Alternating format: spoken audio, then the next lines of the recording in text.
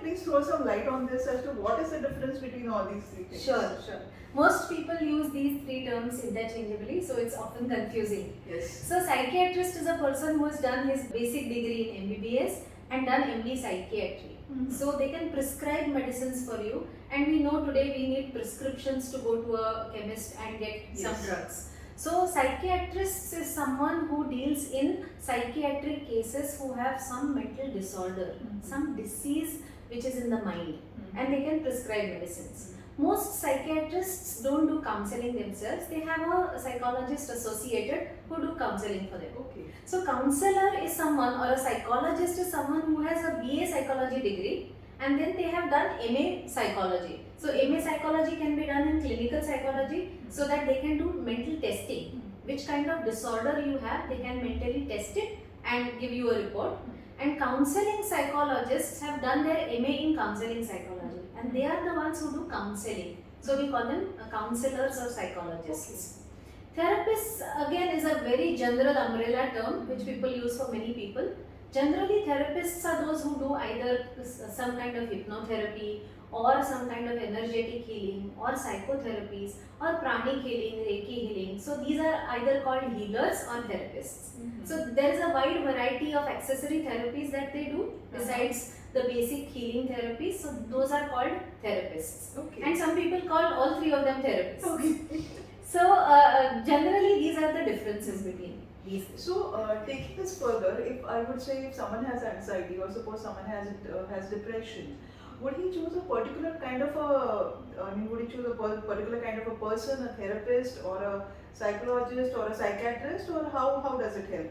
Yeah, so if a person has a psychiatric disorder like schizophrenia or depression or OCD and they want medicines for it, they want a medical treatment, then they have to go to a psychiatrist who can prescribe them medicines.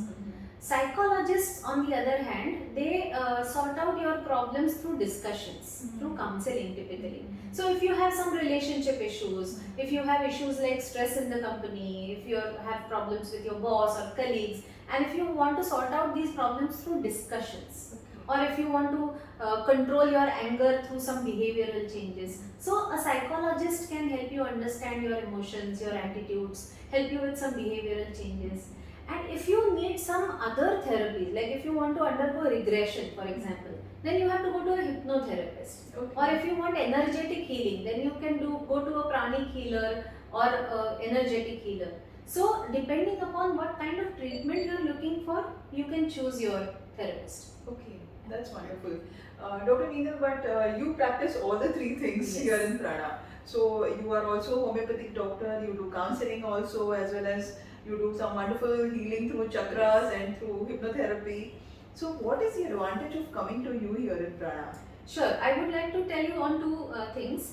One is, of course, we prescribe homeopathy for psychiatric disorders, and that's, I feel, is a huge advantage over the conventional therapy, because in homeopathy we study the case entirely, right from what is the kind of nature of a person, what are his coping mechanisms, why this particular person has this particular disorder, and then we select personality based medicines for all of them.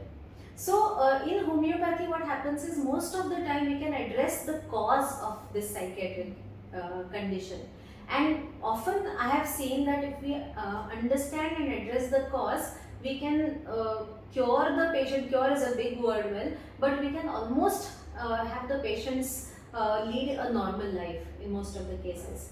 And the other advantage of homeopathy is, homeopathy doesn't have any side effects. Homeopathy has no dependability on it. We can stop the treatment anytime. There is no need to taper down the dosage, and people don't get addicted to or dependent on homeopathic medicines. So most patients after 2, 3 or 4 years of treatment can stop the medication completely and lead a normal life.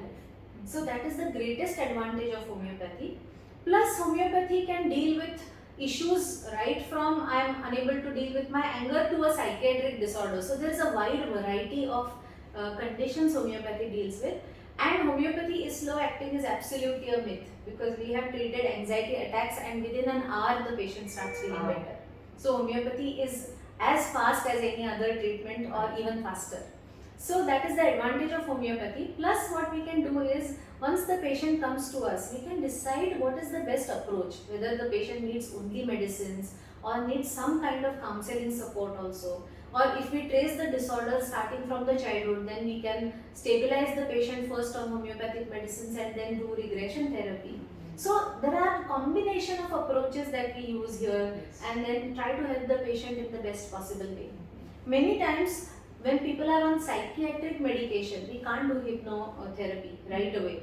But then we switch them gradually to homeopathic medication, stabilize them, and then we can do hypnotherapy. So in this manner, we choose what is the best approach and try to help the patient to our best. Thank you, and hope to see you soon again in a Thank further you. discussion. Thank you.